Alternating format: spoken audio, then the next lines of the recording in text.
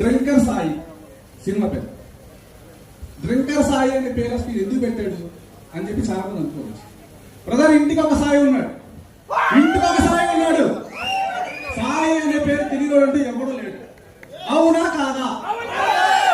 చెప్పండి కదా, అవునా కాదా?